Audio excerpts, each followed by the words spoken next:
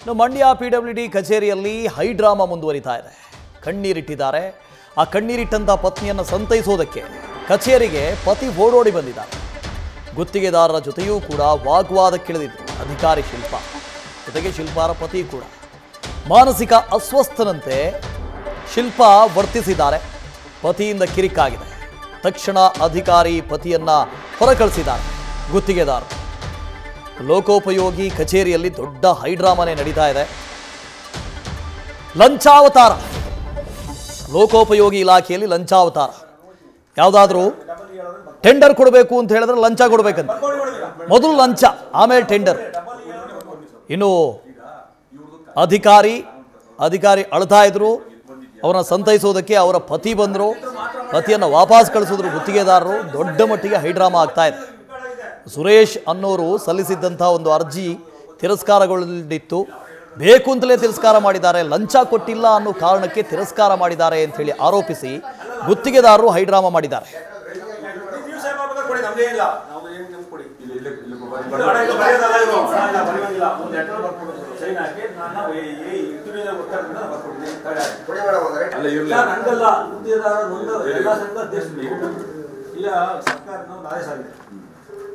ಎಲ್ಲ ಸಣ್ಣ ಪುಟ್ಟ ಕಂಟ್ರಾಕ್ಟ್ 4 ವರ್ಷಗಳಿಂದ ಕೆಲಸ ಮಾಡಿ ಸುಸ್ತಾಗಿ ಮನೆ ಮಾಡಿದ್ದಾರೆ. ಸ್ಕೂಲ್ ಮಕ್ಕಳು ಫೀಸ್ ಕಟ್ಟಪ್ಪ ಇದೆ ಸತ್ಯ ಕೇಳಿಸ್ಕೊಳ್ಳಿ ಸರ್. ನಮ್ಗೆ ವಿಷಯ ಮತ್ತೆ ಯಾವ ವಿಚಾರ ಇಲ್ಲ ಸರ್.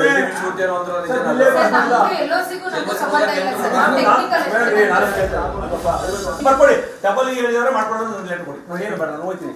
ಕೊಡಿ ಮೇಡಮ್. ಡಬಲ್ ಹೇಳೋದ್ರೆ ಬರ್ಕೊಡಿ ಬರ್ಕೊಡಿ ಮೇಡಮ್.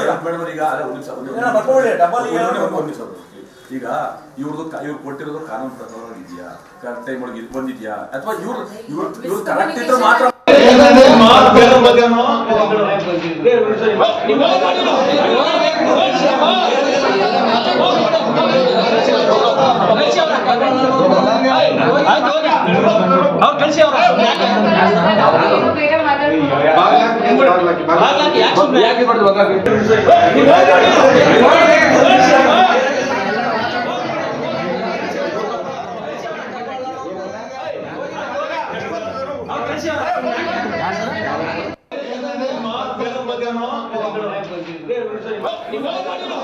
ಇನ್ನು ಒಂದು ಕಡೆ ಅಧಿಕಾರಿ ಅಳ್ತಾ ಇರೋದನ್ನು ನೋಡ್ತಾ ಇದ್ದೀರಿ. ಅವ್ರನ್ನ ಸಮಾಧಾನ ಮಾಡೋದಕ್ಕೆ ಅವರ ಪತಿ ಕೂಡ ಬಂದು, ಅಲ್ಲಿ ಟೋಪಿ ಹಾಕೊಂಡಿದಾರಲ್ಲ ಅವರೇ ಆ ಅಧಿಕಾರಿಯ ಪತಿ. ಅವರು ಸಂತೈಸೋದಕ್ಕೆ ಬಂದಾಗ ಎಲ್ಲ ಗುತ್ತಿಗೆದಾರರು ಸೇರಿ ಅವ್ರನ್ನೇ ಹೊರ ಕಳಿಸಿದ್ದಾರೆ. ನೀವು ಹೋಗಿ, ನಿಮ್ಗೆ ಇಲ್ಲಿ ಕೆಲಸ ಇಲ್ಲ ಅಂತ. ಲಂಚ ಎಲ್ಲಿವರೆಗೆ ತಾಂಡವಾಡ್ತಾ ಇದೆ ಅಂತ ಹೇಳಿದ್ರೆ ಅವರೇ ಹೇಳ್ತಾರೆ, ಅಧಿಕಾರಿ ಹೇಳ್ತಾರೆ, ನನಗೆ ಗೊತ್ತಿರಲಿಲ್ಲ, ಅವ್ರು ಹೇಳಿದ್ರು ರಿಜೆಕ್ಟ್ ಮಾಡಿಂದ ನಾನು ರಿಜೆಕ್ಟ್ ಮಾಡಿದೆ ಅಂತ ಹೇಳ್ತಾರೆ. ಇನ್ನು ಗುತ್ತಿಗೆದಾರರ ಸಂಕಷ್ಟ ಕೇಳಿ. ಮನೆ ಮಠ ಮಾರ್ಕೋಬೇಕಾಗಿದೆ ಸರ್, ನಾವು ಸ್ಕೂಲ್ ಫೀಸ್ ಕಟ್ಟಬೇಕು, ಇಲ್ಲಿ ಒಂದು ಗುತ್ತಿಗೆ ಸಿಗುತ್ತೆ ಅಂತ ಹೇಳಿ ನಾವು ಅರ್ಜಿ ಹಾಕಿದ್ರೆ ಯಾವುದೇ ಕಾರಣ ಕೊಡದೆ ರಿಜೆಕ್ಟ್ ಮಾಡ್ತಾರೆ. ಗುತ್ತಿಗೆ ಆಗಬೇಕು ಅಂತ ಹೇಳಿದ್ರೆ ಲಂಚ ಕೊಡಬೇಕು. ಎಂಥ ಪರಿಸ್ಥಿತಿ ಇದೆ.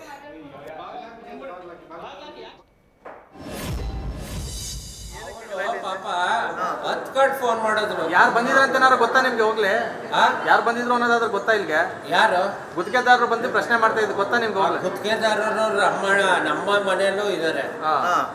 ಅವರು ಕಷ್ಟ ನೋವು ಎಲ್ಲ ಅನುಭವಿಸಿದ್ದಾರೆ. ಅದಕ್ಕೆ ಬಂದಿರೋದು, ಅದನ್ನೇ ಕೇಳ್ತಾ ಇರೋದು ಗುತ್ತಿಗೆದಾರರು ಬಂದು. ಯಾರ್ದು ಪಾಪ ಆಸ್ತಿ ಮಾರಿ ಮಾಡಕ ಕಣ್ಣೀರ್ ಹಾಕ್ತಿರೋ ಅಧಿಕಾರಿಗಳೇ. ನಿಮ್ಗೆ ಏನಾಗಬೇಕು? ಕಣ್ಣೀರ್ ಹಾಕ್ತಿದ್ರು ಅಂತಂದ್ರ ಯಾರು ಅವ್ರು ಏನಾಗ್ಬೇಕು ನಿಮ್ಗೆ? ಅಯ್ಯೋ, ನಿನ್ಗೆ ಯಾಕಣ ಬಿಡೋಣ.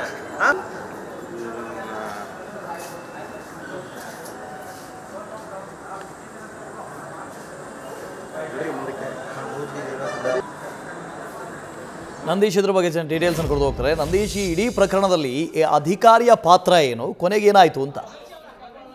ಖಂಡಿತ ವಾಸುದೇವ್, ಮಂಡ್ಯ ಲೋಕೋಪಯೋಗಿ ಇಲಾಖೆಯಲ್ಲಿ ಲಂಚಾವತಾರ ಮಿತಿ ಮೀರಿದೆ ಅಂತ ಹೇಳಿದ್ರೆ ತಪ್ಪಾಗ್ಲಾರ್ದು. ಈ ಹಿಂದೆಯೂ ಕೂಡ ಡಬಲ್ ಅರ್ಚ ಏನಿದ್ದಾರೆ ಅವರ ವಿರುದ್ಧ ಬಹಳಷ್ಟು ಗಂಭೀರ ಆರೋಪಗಳು ಕೇಳಿ ಬಂದಿದ್ದು, ಹಲವಾರು ದೂರುಗಳು ಕೂಡ ದಾಖಲಾಗಿದೆ. ಅಲ್ಲದೆ ಲೋಕಾಯುಕ್ತ ರೇಡ್ ಕೂಡ ಇತ್ತೀಚೆಗೆ ನಡೆದಿತ್ತು. ಆದ್ರೆ ಮತ್ತೆ ಲಂಚಾವತಾರ ಮುಂದುವರಿಸಿರುವಂತದ್ದು.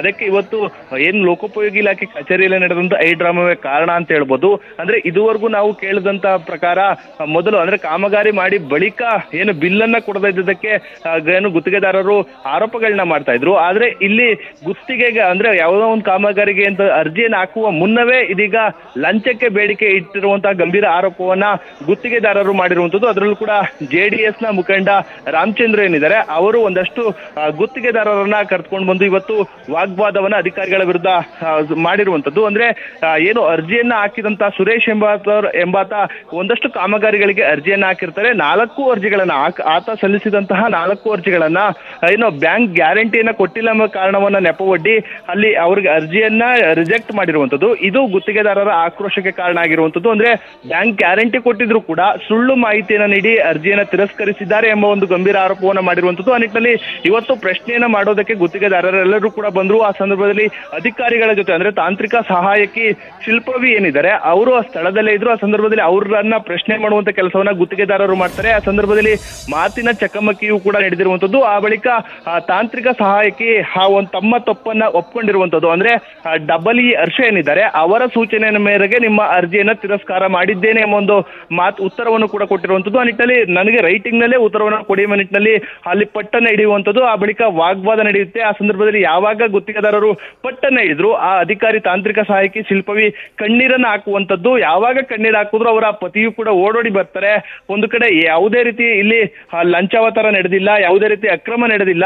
ಎಲ್ಲರೂ ಕೂಡ ಗುತ್ತಿಗೆದಾರರು ಸುಖಾಸುಮ್ಮನೆ ಆರೋಪ ಮಾಡ್ತಿದ್ದಾರೆ ಎಂಬ ನಿಟ್ಟಿನಲ್ಲಿ ಖ್ಯಾತೆಯನ್ನ ಅವರ ಪತಿ ಕೂಡ ತೆಗೆಯುವಂತದ್ದು. ಆದ್ರೆ ಈ ಸಂದರ್ಭದಲ್ಲಿ ಪೊಲೀಸರು ಮಧ್ಯಪ್ರವೇಶವನ್ನ ಮಾಡಿ ಇದೀಗ ಅದನ್ನ ಆ ಒಂದು ವಾಗ್ವಾದವನ್ನ ತಣ್ಣಗೆ ಮಾಡಿದ್ದಾರೆ ಅಂತಾನೆ ಹೇಳ್ಬೋದು. ಆದ್ರೆ ಗುತ್ತಿಗೆದಾರರು ನೇರವಾಗಿ ಆರೋಪವನ್ನು ಮಾಡ್ತಾ ಇರುವಂತದ್ದು ಮಂಡ್ಯ ಲೋಕೋಪಯೋಗಿ ಇಲಾಖೆಯಲ್ಲಿ ಗಂಭೀರವಾದಂತಹ ಒಂದು ಅಕ್ರಮಗಳು ನಡೀತಾ ಇದೆ. ಆ ನಿಟ್ಟಿನಲ್ಲಿ ಈಗಲಾದ್ರೂ ಸರ್ಕಾರ ಎಚ್ಚೆತ್ತುಕೊಳ್ಬೇಕು.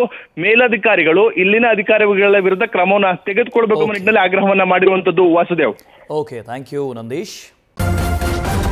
ನ್ಯೂಸ್ ಫಸ್ಟ್ ನಿರ್ಭೀತಿಯಿಂದ ನಿಮ್ಮ ಪರವಾಗಿ.